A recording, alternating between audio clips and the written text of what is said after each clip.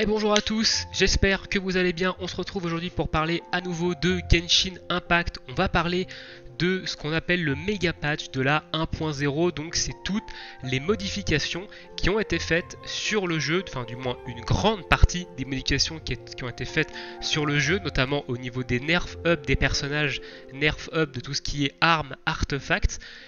Que l'on a grâce à la version chinoise qui est actuellement en open beta depuis le 15 septembre. Donc je rappelle que ces informations sont du coup tirées de la version chinoise. La version globale sort le 28 septembre. Et du coup, pour l'instant, on n'a pas l'information à 100% sur si oui ou non il y aura des différences entre ces deux versions. Donc ce méga patch note touche pour le moment la version chinoise. Allez, on va du coup attaquer ce patch note. Je rappelle également vite fait que vu que ça vient de la version chinoise, vous n'avez pas le droit d'aller en parler sur le Discord officiel de Genshin Impact, hein, attention. Néanmoins, vous pouvez venir en parler sur le Discord du site Genshin Impact FR sur lequel je suis. Je vous mettrai le lien dans la description et dans tous les cas, ils mettent le lien de leur Discord sur leur article. Alors, c'est parti. Du coup, ils ont dû modifier pas mal de leurs guides suite aux nombreuses informations qui ont été récupérées sur l'open beta chinoise. Donc, du coup, le guide comment ne tomber dans aucun piège à débutant. Du coup, donc là, ils parlent de la durée du rush pour arriver rang aventurier 20 qui ayant changé et le Battle Pass ayant désormais un jour de rétroactivité. J'en ai parlé dans ma dernière vidéo. Il devient donc très difficile d'atteindre l'AR20 en un jour. En effet, il faut à peu près entre 12 et 15 heures de jeu pour une personne expérimentée pour atteindre l'AR20. Donc évidemment, si vous n'avez pas pris votre congé du coup lundi et que vous n'êtes pas prêt et que vous n'allez pas vous mettre sur le jeu à 4 heures du mat au moment où les serveurs ouvrent, et bah être AR20 en un jour, ça va être compliqué, sachant qu'on sait potentiellement que le reset est à 5 heures du mat. Donc vous allez avoir de 4 heures du coup jusqu'à 5 heures du mat le lendemain pour passer AR20 si jamais vous voulez rush le premier jour. Donc du coup l'atteindre le plus tôt possible reste primordial, mais il est plus intéressant de l'obtenir en fin de journée après une session de jeu bien remplie qu'en début de journée. Ça, c'est à cause de la journée rétroactive dont il est mention du coup au début. C'est-à-dire que si vous pensez pouvoir jouer un poil plus dans votre journée pour choper la R20, allez-y à fond. Si au contraire, ça vous paraît compliqué, attendez le lendemain et laissez-vous un peu de marge. Le conseil d'atteindre l'obtention du BP pour vider ses réserves de résine / quête quotidienne est donc désormais contre-productif car cela ralentirait l'obtention du Battle Pass alors que ces actions sont rétroactives sur les dernières 24 heures. La phrase indiquant que Kaeya, Lisa et Amber sont globalement mauvais, sauf dans des teams particulières, a été changée pour ne froisser personne. Hein. Apparemment, ça froissait des gens le fait qu'ils aient marqué que Kaeya, Lisa et Amber, qui sont les 3 personnages gratuits donnés au début du jeu, en plus de votre personnage principal, ça en froissait quelques-uns qu'on dise qu'ils étaient globalement mauvais. Voilà, après c'est l'avis de chacun, mais voilà. Donc ici, conseil, si vous êtes proche de la R20 mais que vous savez que vous n'allez pas passer à R20 avant le lendemain, et bah du coup, laissez-vous de la marge, c'est-à-dire que le lendemain, vous allez reprendre le jeu, vous allez faire vos quêtes quotidiennes, et tout ce que vous allez faire juste avant de passer à R20 dans la journée, et bah du coup sera comptabilisé pour le Battle Pass si vous le débloquez dans la journée. Donc évidemment, si vous commencez le matin, vous êtes à R18 et que vous passez à R20 en fin d'après-midi, tout ce que vous aurez fait dans la journée sera comptabilisé pour le Battle Pass. Donc voilà, si vous comptez rush l'AR20, faites attention quand même en termes d'optimisation, bien entendu. Faites attention à ce que vous faites avant l'AR20. Personnellement, je vais pas rush. Voilà, je tiens à vous le dire directement, je vais pas rush, je vais jouer tranquillement. Je vais quand même essayer d'arriver à R20 assez rapidement en quelques jours, mais je vais pas rush. Hein. J'ai pris aucun congé pour le jeu, etc. Je vois pas l'intérêt de prendre des congés pour un jeu vidéo. Disons que j'ai passé l'âge de faire ça. et du coup je vais jouer tranquillement.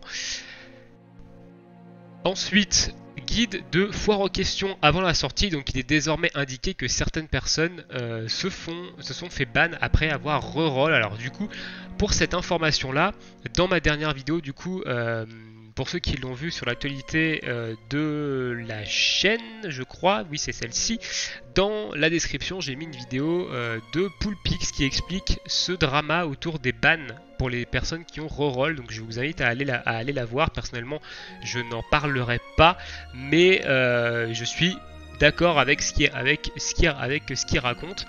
Donc n'hésitez pas à aller la voir si vous voulez plus de détails avec ce drama. Ensuite, le guide sur tier list et meilleur team de personnages en open world. Comme tous les personnages peuvent désormais briser les cristaux. Et oui, il n'y a plus besoin d'avoir un personnage d'arme à deux mains pour miner. Et du coup, et plus uniquement ceux possédant des épées à deux mains, ces derniers ont perdu des places dans la tier list. Alors il y avait des personnages par exemple, on vous conseillait de pull sur Noël justement parce que c'était un personnage avec une épée à deux mains qui allait pas mal vous aider pour miner. Et maintenant on peut miner avec des personnages à une main, qui ont des épées à une main et des arcs. Donc les épées à deux mains ne sont plus primordiales pour tout ce qui est minage, donc forcément certains personnages sont un peu tombés dans tout ce qui est tier list et meilleur team pour des personnages en open world. Il y a eu également pas mal de changements sur les personnages, on y verra un peu plus bas.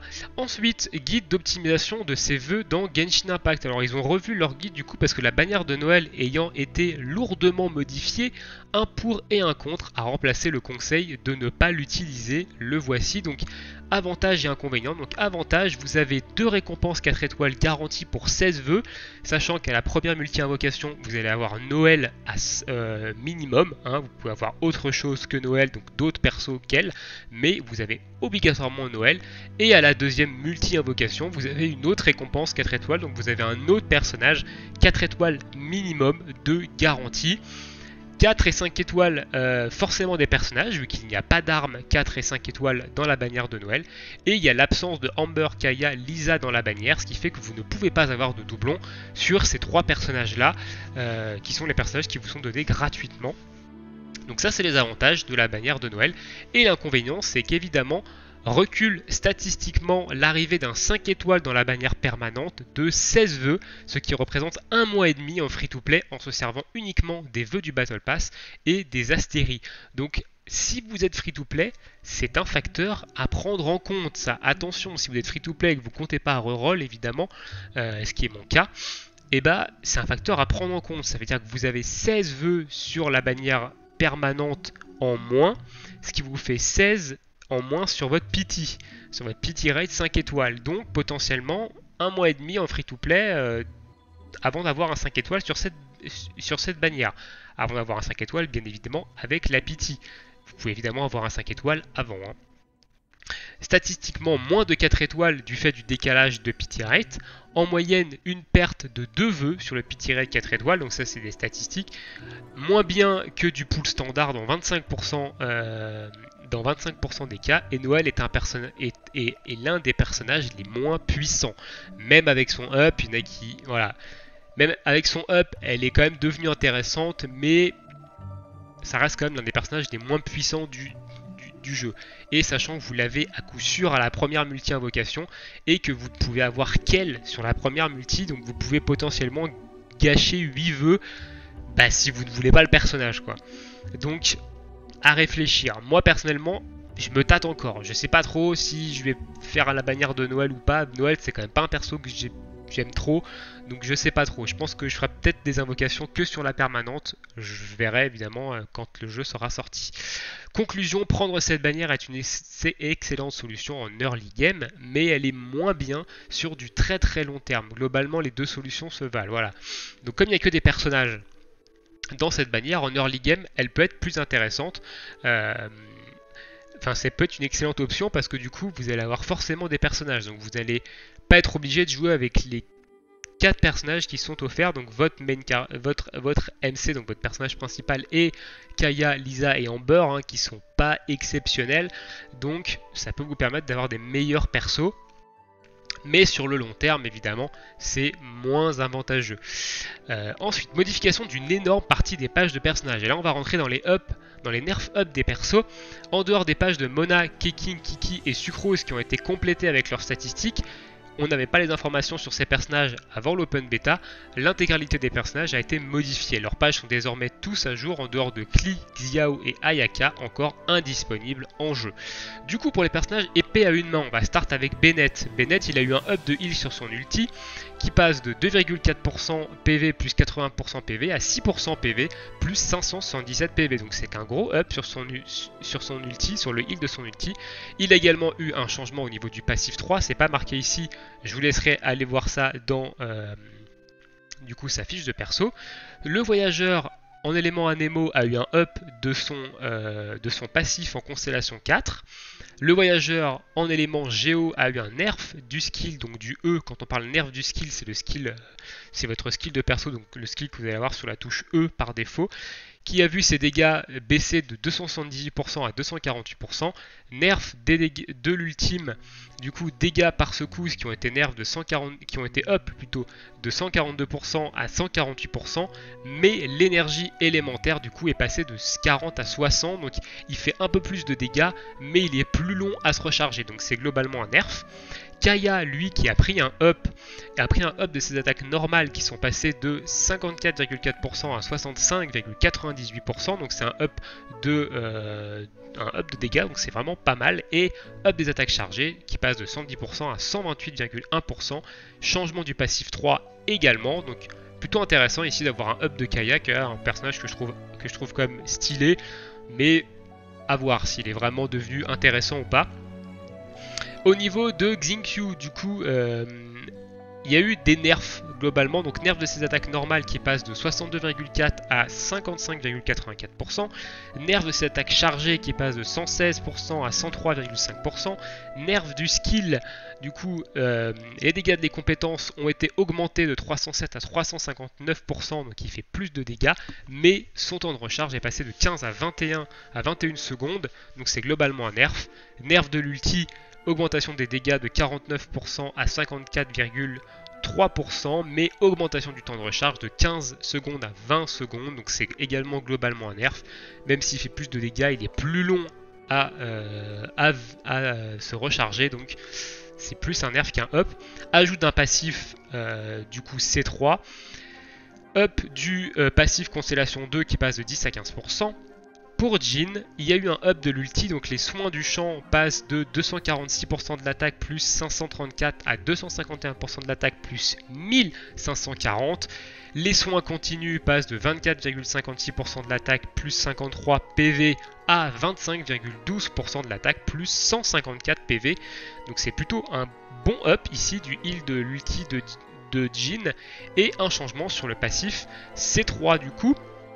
Au niveau des personnages arc, on a Flinch qui a eu un up, du coup up du skill qui passe de 65%, du coup les dégâts de l'invocation passent de 65 à 115%, les dégâts de l'attaque passent de 54 à 88%, up de l'ulti, réduction de dégâts qui passe de 50 à 0%, et les dégâts au contact, eux, qui passent de 40 à 208%. De dégâts, l'énergie élémentaire qui passe de 40 à 60%. Alors je sais pas exactement ce qui fait l'ulti de Flinch, faudra regarder, je vous laisserai regarder. Changement des passifs 2 et 3. Amber a eu un changement sur son passif C6. Venti a eu un nerf sur son passif 3 qui passe de 30 à 20%. Au niveau des personnages catalyseurs maintenant, Lisa a eu un changement du passif C3. Ningguang a eu un up des attaques chargées.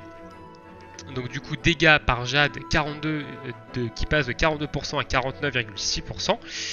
Changement du passif 3, Barbara a eu un nerf de ses attaques chargées qui passe de 177 à 166%. Il y a eu un up du heal de son skill, donc soin d'équipe qui passe de 0,4% de PV plus 13 PV à 0,75% de PV plus 72 PV, et le soin en continu qui passe de 2,4% PV plus 80 PV à 4% PV plus 385 PV, donc un bon up pour le skill de heal.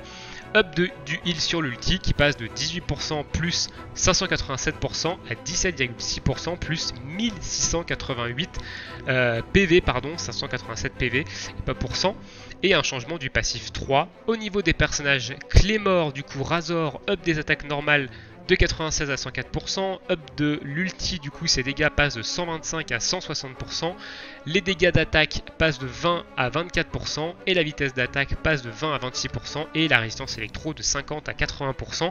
Bon up ici de Razor. Noël, du coup, qui a reçu un up, le up de son skill qui passe de dégâts 84% de la def qui passe à 120% de la def, les PV du bouclier qui passe de 96% de def plus 160 PV à 160% de def plus 770 PV, et le soin qui passe de 11,2% de la def plus 19 PV à 21,3% de la def plus 103 PV, donc un bon up sur le skill ici de Noël. Il y a eu un up également de son C6 qui passe de 25 à 50%, ça c'est assez fort, c'est assez OP.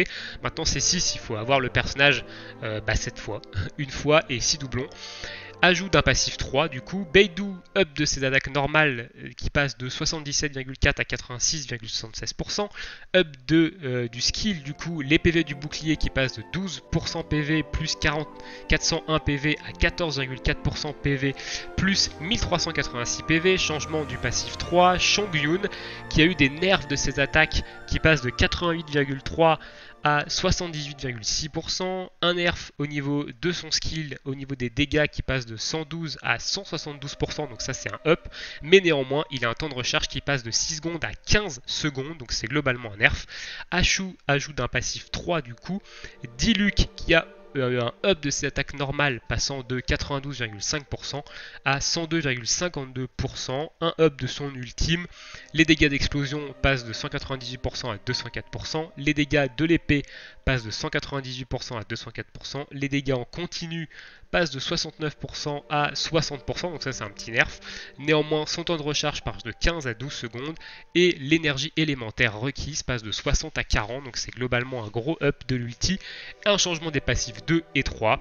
Et au niveau des personnages lance, du coup, Xiangling, nerf des attaques normales qui passe de 59,2 à 52,76%, nerf des attaques chargées qui passe de 144% à 122%, nerf de l'ulti, du coup, les dégâts du combo qui passent de 79,3 à 90%, donc ça c'est globalement un up. Pyro rotation qui passe de 108 à 112%, c'est toujours un up, mais le temps de recharge qui passe de 15 à 20 secondes et l'énergie élémentaire requise qui passe de 60 à 80, donc ça fait que c'est globalement du nerf ici pour l'ulti. Au niveau du nerf du skill maintenant, dégâts qui passent de 105% à 111%, donc pour l'instant c'est un up, mais le temps de recharge qui passe de 6 à 12 secondes, donc c'est globalement un nerf, un changement sur le passif 3. Donc voici pour les nerfs up des personnages. Ensuite on va passer aux modifications des armes et artefacts. Au niveau des armes, les épées, donc l'épée rituelle qui a un changement pour un passif qui peut reset les compétences et donne de la recharge d'énergie. Tailleur de pierre prototype, nerf du passif moins 2%. Épée noire, changement de la stat secondaire pour du taux de critique et up du passif, augmentation de dégâts de 4%. Rugissement du lion, changement de la stat secondaire pour attaque de base. Donc ça, les armes, je ne sais pas trop ce qu'elles font, je vous les lis quand même. Je vous laisserai aller voir ici dans l'onglet armes si vous voulez avoir plus de détails. Ils ont tout mis à jour de toute façon. Au niveau des arcs rituels, up d'attaque de base plus 1 et nerf du temps de recharge du passif plus 15 secondes. Arc de chasse verdoyant, changement de la stat secondaire pour du taux de critique et up du passif, dégâts plus 16%, répétition je l'ai fait moins 2 secondes. Lune paisible prototype du coup, donc c'est là, quand il y a prototype marqué entre parenthèses, c'est que c'est les armes craftables. Ici, changement de la stat secondaire pour attaque de base et nerf du passif. Arc à poulie, nerf du passif, bonus d'attaque moins 2%. Arc rouillé, changement de la stat secondaire pour attaque de base et nerf du passif. Dégâts des tirs visés moins 2%. Dernière corde ajout, donc c'est une nouvelle arme ici. Au niveau des Claymore, du coup, l'espadon prototype, donc l'espadon craftable et également l'espadon que l'on peut prendre dans l'event préparation au départ, hein, l'event qui est actuellement en cours. Il a eu un up d'attaque de plus 1 et un nerf du passif, les dégâts auraient été réduits de 80% et changement de la stat secondaire pour du taux de critique. Ombre immaculée, petit nerf du passif, déclenchement de l'effet, moins 0,2 secondes. Ossature du dragon, up du passif, dégâts infligés plus 1%, dégâts reçus moins 1%. Espadon de Favonius, changement de la stat secondaire pour de la recharge d'énergie et nerf base d'attaque moins 1. Au niveau des lances, du coup, Sillon de la victoire, changement de la stat secondaire pour du taux de critique et up du passif, donc plus 4% attaque et def sur plus de 2 ennemis. Piqûre de fer, nerf de l'arme, donc moins 2%. Guisarme stellaire, donc prototype, donc la craftable, changement de la stat secondaire pour recharge d'énergie et nerf du passif, moins 4%. Pic du croissant de lune, nerf du passif, moins 4%. Catalyseur, du coup, malice prototype, donc le craftable ici, up de l'attaque de base plus 1. Atlas des terres et des mers, nerf du passif, moins 2%. Et œil de la perception, un ajout, du coup, un nouveau catalyseur ici. Au niveau des artefacts, Berserk qui a eu un nerf du bonus 2 pièces, moins 3% du taux de critique, et 4 pièces, moins 1% de taux de critique. Exilé, changement du bonus 4 pièces, la restauration est maintenant sur la durée. Ombre de la verte chasseuse, up des dégâts infligés par dispersion, plus 3%. Amour chéri, up des bonus 2, donc plus 3%, et up du bonus 4 pièces, plus 3 secondes. Je vous laisserai évidemment aller voir dans la catégorie artefacts ce que font ces artefacts-là. Je ne les connais absolument pas par cœur, les effets. Pardon. Colère du dragon. Colère de tonnerre, pardon.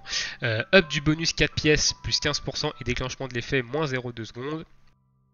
Cœur du guerrier, nerf des bonus 2, moins 2% d'attaque, et nerf du bonus 4 pièces, taux de critique moins 20%, artiste martial, up des bonus 2 pièces plus 3% et 4 pièces plus 1%, cœur du brave, nerf des bonus 2 pièces moins 2% et changement du bonus 4 pièces, chevalerie ensanglantée, up du bonus 2 pièces plus 5% et du bonus 4 pièces plus 10%.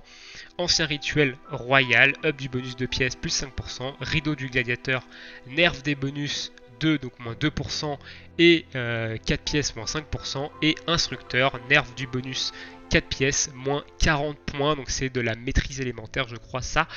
Voilà un peu pour le méga patch note 1.0. Je rappelle que toutes ces informations sont issues de la version chinoise actuellement en open bêta. Il est possible que le 28, on ait des choses différentes sur la version globale. On ne le saura que le 28. Pour l'instant, on n'en sait absolument rien. Il n'y a pas d'informations là-dessus. C'est plutôt une bonne chose, honnêtement. Spack, il y a des bons, des moins bons points quand même au niveau de ce patch. Alors, je pense qu'il n'y a pas tout dedans. Il y a sûrement pas mal de choses qu'on n'a pas encore vues dans la chinoise, qui n'ont pas été comparées par rapport à la CBT3, donc à la bêta fermée 3 qui a eu lieu en juillet. Ils ont pris cette bêta-là, les données de cette bêta-là qu'ils avaient sur leur site et comparé les données de l'open bêta chinoise, ce qui a donné lieu à ce méga patch note 1.0 ici. Donc merci en tout cas au Shin Genshin Impact FR pour ce fabuleux travail. Je vous mettrai bien entendu le lien dans la description. Je vous invite à y aller pour aller voir leurs nombreux guides, pour aller voir les personnages, les détails des personnages, des armes, des artefacts, également la carte interactive. Donc je vous invite fortement à y aller si vous voulez avoir plus d'informations sur le jeu et vous préparer à la sortie du jeu le 28. Et vous pouvez également me retrouver sur leur Discord, hein. J'y suis quasiment tous les jours en semaine, du moins.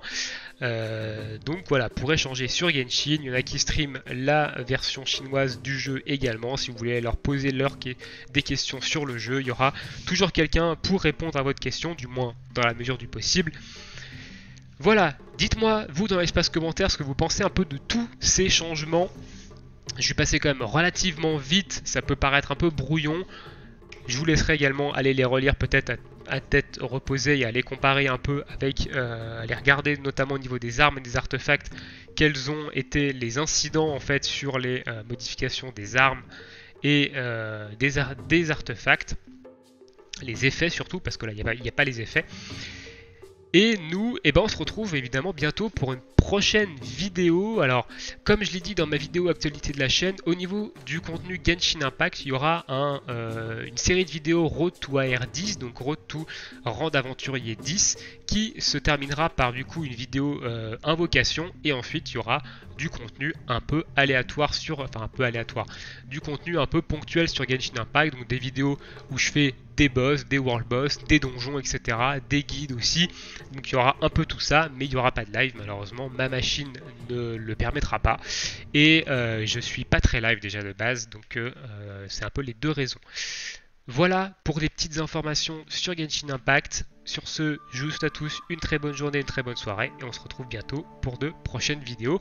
Ciao ciao tout le monde!